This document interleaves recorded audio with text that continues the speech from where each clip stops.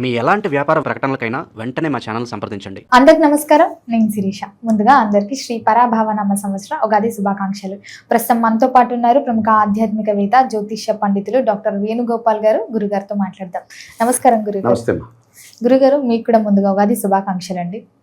గురుగారు, విశేషంగా మరి ఈ ఉగాది నుంచి కర్కాటక రాశి వారికి ఈ సంవత్సరం ఎలా ఉండబోతుందంటారు? ఎలాంటి జాగ్రత్తలు తీసుకోవచ్చు అంటారు? ఆర్థిక పరంగా, ఆరోగ్యపరంగా ఈ నవగ్రహాల ప్రభావం ఈ సంవత్సరం ఎలా ఉంటుందంటారు?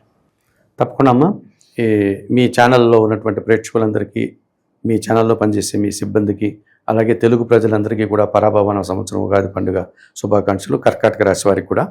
ఈ కర్కాటక రాశి వారి గురించి మాట్లాడేటప్పుడు మనం చంద్రుడు కర్కాటక రాశి అధిపతి, కాస్త సున్నిత భావాలు కలిగినటువంటి వారు ఎక్కువగా ఉంటారు. ఎందుకంటే కర్కాటక రాశి వారు, ఎందుకంటే దానికి ఆ రాశి అధిపతి చంద్రుడు కదా. ఆయన స్వచ్ఛకారకుడు, చాలా సుకుమారం తత్వం కలిగిన వాడు, మంచివాడు కదా చంద్రుడు. మన అందరికీ చంద్రుడు అంటే ఇష్టమే కదా. సో ఈ చంద్రుడు తెల్లని స్వభావం, స్వచ్ఛమైనటువంటి స్వభావం. సో ఈ కర్కాటక రాశి వారు ఎవరు అని మనం ప్రశ్నించుకున్నప్పుడు, పునర్వసు నక్షత్రం 4వ పాదం వారు, పుష్యమి నక్షత్రం 1, 2, 3, 4 పాదాల వారు, ఆశ్లేష నక్షత్రం 1, 2, 3, 4 పాదాల వారు, ఈ 9 నక్షత్ర పాదాల వారు కర్కాటక రాశి వారు. ఈ కర్కాటక రాశి వారికి పరాభవనామ సంవత్సరంలో ఆదాయం 2, వ్యయం 11, రాజ్యపూజ్యం 4, వ్యయం 7. అంటే మనం ఇదివరకే చెప్పుకున్నాం, ఆదాయం తక్కువ ఉండి వ్యయం ఎక్కువ ఉందని భయపడాల్సిన పని లేదు. చాలా పనులు మనం చేస్తాము, ధైర్యంగా ఏదో విధంగా పూర్తి చేస్తాము. సో పనులు జరిగాయంటే మనం చాలా వరకు విజయాన్ని పొందినట్టే కదా. సో ఈ రకంగా కర్కాటక రాశి వారికి సంవత్సరం బాగుందని చెప్పుకోవాలి. కర్కాటక రాశి వారికి ఇప్పుడు గురుబలం లేదు. ఎందుకంటే మిథున రాశిలో కదా గురువు సంచరిస్తున్నాడు ఇప్పుడు జూన్ 2 వరకు. జూన్ 2 వరకు మిథున రాశి కర్కాటక రాశికి వ్యయం 12వ భావం. 12వ భావంలో గురువు ఉంటే ఏమవుతుంది? కాంపిటేటివ్ స్పిరిట్ తగ్గిపోతుంది. ఇప్పుడు పోటీ పరీక్షలు రాస్తున్నారు, అది ఉద్యోగం కోసమో ఇతరత్ర ఉన్నత చదువుల కోసం, వాటిలో వీరు అనుకున్నంత మార్కులు రావు. ఒకసారి వీరు పూర్తిగా ప్రతికూల ఫలితాలు పొందే పరిస్థితి ఉంటుంది. అలాగే జన సహకారం ఉండదు, విద్యార్థులు కూడా అనుకున్నంత ఫలితాలు రాదు, పని భారం పెరిగిపోతుంది. ఇంటా బయట కర్కాటక రాశి వారికి ఎక్కువ పని ఉంటుంది. సహజంగానే వారు సున్నితమైన మనస్కులు అని చెప్పుకున్నాం మనం. ఆ కారణం చేత వారి పనిని తట్టుకోలేరు.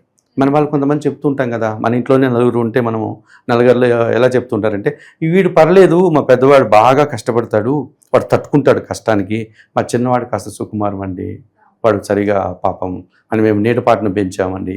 ఇలాంటి పదాలు మనం వింటూ ఉంటాం పెద్దవాళ్ళు. వాళ్ళు అవన్నీ ఆలోచించి మనల్ని కూడా వాళ్ళు బాగా అబ్జర్వ్ చేసి చెప్పినటువంటి మాటలు. అలాగే ఈ కర్కాటక రాశి వారికి కాస్త సున్నిత స్వభావం ఉంటారు కాబట్టి పని భారాన్ని తట్టుకోలేరు.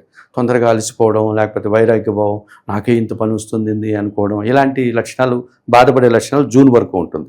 జూన్ నెల తర్వాత వారి రాశిలోకి, కర్కాటక రాశిలో గురువు వచ్చేస్తున్నాడు. గురువు అక్కడ ఉచ్చస్థానాన్ని పొందుతాడు. ఒక్కసారిగా వారు ఏదో మొగ్గగా ఉండే పువ్వు వికసించినట్టుగా ఆనందపడిపోతూ చకచకాన పనులు అయిపోతూ ఉంటాయి, మంచి ఫలితాలు వచ్చేస్తుంటాయి, వారి మాటకు విలువ పెరుగుతుంది, అన్ని పనులు అనుకోవడానికంటే ఎక్కువ ముందుగానే పూర్తి చేస్తుంటారు. ఆ రకంగా వాళ్ళు ఆనందపడేటువంటి పరిస్థితి కనిపిస్తుంది. మళ్ళీ నవంబర్ నెల ఒక 2 నెలల కాలంలో ఆయన సింహరాశిలోకి వెళ్ళి మళ్ళీ తిరిగి కర్కాటక రాశిలో గురువు వస్తాడు. సింహరాశిలోకి వెళ్తే కర్కాటక రాశి వారికి ద్వితీయ భావం, మరింతగా గురుబలం పెరుగుతుంది, ఆర్థికంగా బలపడతారు, మాటకు విలువ పెరుగుతుంది, శుభ కార్యక్రమాలు చేసుకోగలుగుతారు, సమాజంలో గుర్తింపు లభిస్తుంది, పని తాలూకు సంతృప్తిని పొందగలుగుతారు, వారు బాగుంటారు, వాళ్ళ పిల్లలు బాగుంటారు, వారి ఆత్మీయులందరూ కూడా బాగుండడానికి అవకాశం కనిపిస్తుంది. అయితే వీరికి భాగ్యస్థానంలో శని సంచరిస్తున్నాడు. భాగ్యంలో శని 50% సుఫలితాలను ఇస్తాడమ్మా, మిశ్రమ ఫలితాలను ఇస్తాడు.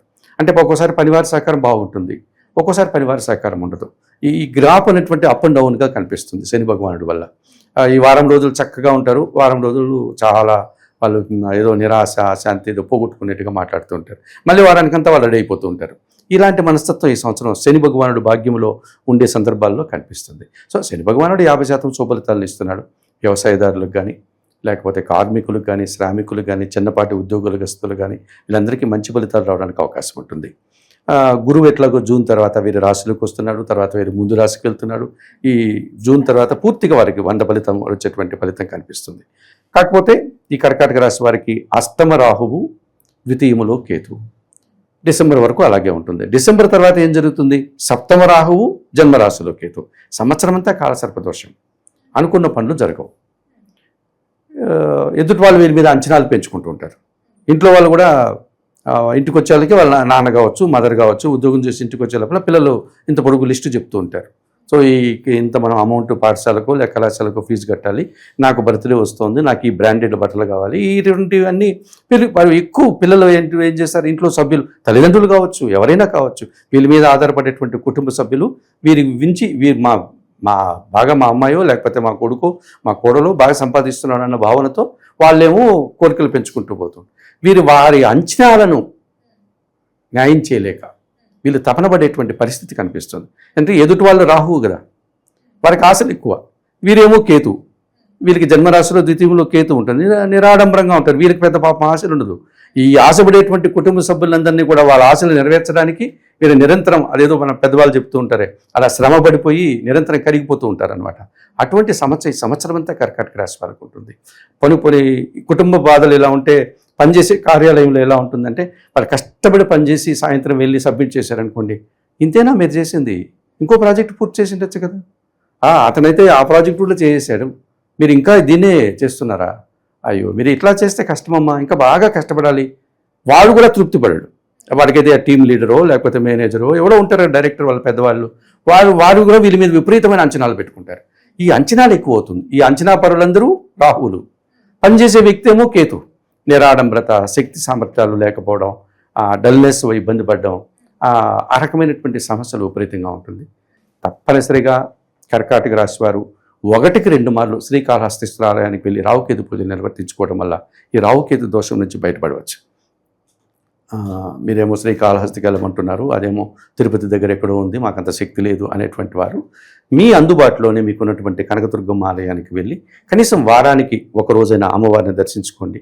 మీకు చేతనైనంత వరకు ఎర్రటి పూలు ఆ పాదాల దగ్గర పెట్టండి, కుంకుమ పూజ నిర్వర్తించుకోండి. అది కూడా చేత కాకపోతే శ్రీదేవి ఖడ్గమాల స్తోత్రం కానీ శ్రీ సూక్తం కానీ చదువుకోండి. అమ్మవారి ఆరాధన చేయడం వల్ల కూడా రాహు కొంతవరకు అనుకూలిస్తాడు. ఇక కేతువును అనుకూలించుకోవడం చాలా సులభం. నిత్య గణపతి ఆరాధన, ఇంట్లోనే ఒక చిన్న గణపతి పెట్టుకోవడం, లేదు ఒకసారి మన ఇంటి పక్కలోనే ఉంటాయి గణపతి ఆలయానికి రోజు వెళ్ళి సోమవారిని దండం పెట్టుకోవడం, సోమవారి పాదాల దగ్గర గరికను పెట్టడం, అసలు గణేశాష్టకం చదువుకోవడం. మీకు అవకాశం ఉన్నప్పుడు నెలకు ఒక మారు ఎప్పుడైనా ఏదైనా గోశాలలకు వెళ్ళి అక్కడ అందుబాటులో ఉన్నటువంటి ఆహార పానీయాలు ఆ గోవులకు అందించడం, ఈ రకంగా చేసుకోవడం వల్ల కర్కాటక రాశి వారు మరింతగా మంచి ఫలితాలు పొందడానికి అవకాశం ఉంటుంది. ఈ సంవత్సరంలో గురువు వారికి అనుకూలిస్తున్నాడు, శని భగవానుడు వారికి అనుకూలంగానే ఉన్నాడు 50-60%. ఒక్క రాహుకేతువుల విషయంలోనే వారి జాగ్రత్తలు తీసుకోవాలి. ఆ ఫలితం చూసుకుంటూ నిరంతరం పనిచేసుకుంటూ భగవంతుని మీద భారం వేసుకుని ముందుకు వెళ్తే వారి మించినటువంటి మరొక మంచి జాతకులు లేరని చెప్పుకోవచ్చు. అంటే సమయాన్ని వారు చేసే పనుల్ని కాస్త చాకచక్యంగా తెలివితేటలతో సద్వినియోగం చేసుకొని కాస్త భగవంతుని మీద భారం వేస్తే ఆ దైవబలాన్ని కన్నా పొందగలిగితే కర్కాటక రాశి వారు మరింతగా మంచి ఫలితాలు పొందగలుగుతారు. గురుగారు, మొత్తం మీద ఈ సంవత్సరంలో కర్కాటక రాశి వారికి ఎలా ఉండబోతుంది, ఎలాంటి జాగ్రత్తలు తీసుకోవాలో తెలియజేసినందుకు ధన్యవాదాలండి. మంచిది.